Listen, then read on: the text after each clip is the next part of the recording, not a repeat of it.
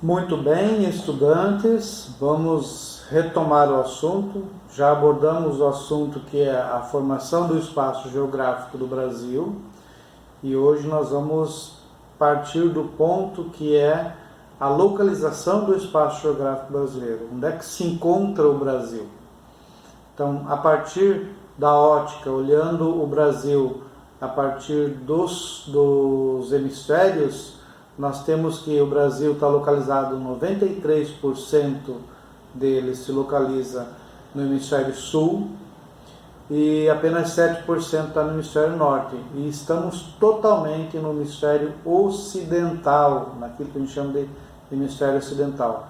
Para nós termos a referência do hemisfério ocidental, a gente utiliza o meridiano principal. E para nós termos clareza sobre os hemisférios norte e sul, nós utilizamos como referência a linha do Equador. Então vocês podem observar no mapa que está colocado aí, que aparece exatamente isso que eu acabei de dizer.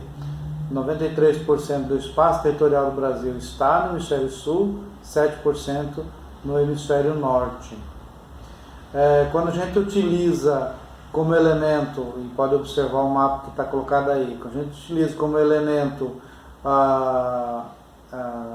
as linhas de latitude, nós determinamos os macroclimas da Terra e as zonas térmicas. Utilizando esse elemento como referência, essa informação como referência, nós temos que boa parte do Brasil se encontra entre os dois trópicos, E o fato de estar entre os dois trópicos leva à consideração de que o Brasil tem a maioria dos seus climas tropicais. Uma pequena parcela dos estados do Mato Grosso, dos estados do Paraná, Santa Catarina e Rio Grande do Sul se encontra ao sul dessa linha do Trópico de Capricórnio, e nesse caso é um clima subtropical.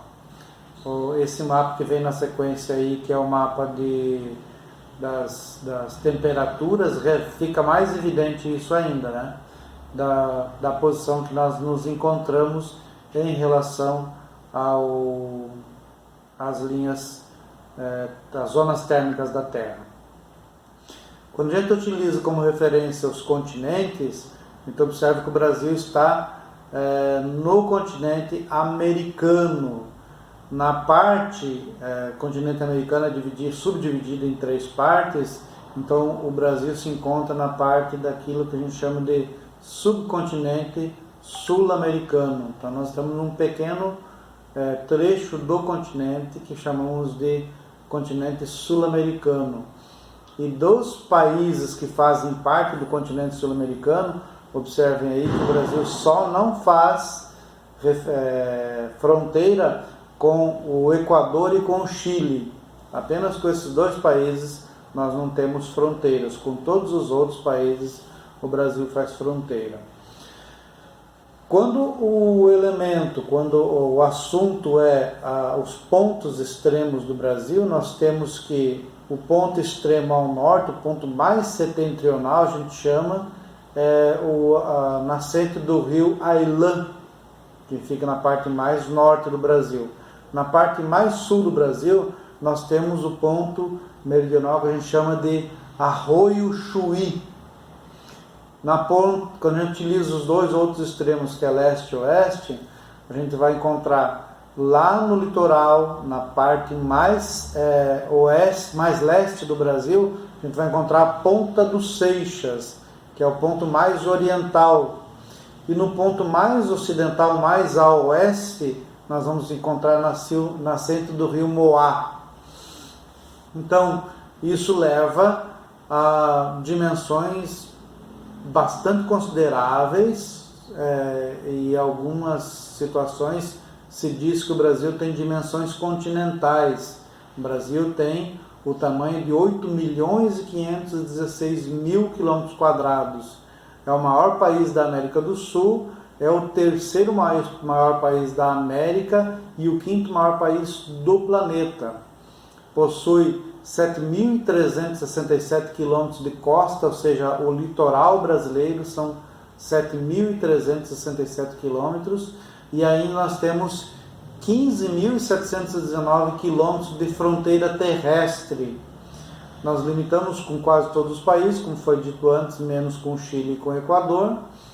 Quando nós falamos das latitudes, quando a gente cita as latitudes, a gente percebe que as latitudes vão revelar para nós as paisagens. Nesse caso, por exemplo, no extremo sul, a latitude mais ao sul, próximo lá dos 30 graus mais ou menos, e aí 30 graus é distância, não é temperatura. Nós vamos encontrar as latitudes, nessas latitudes, a floresta de araucária.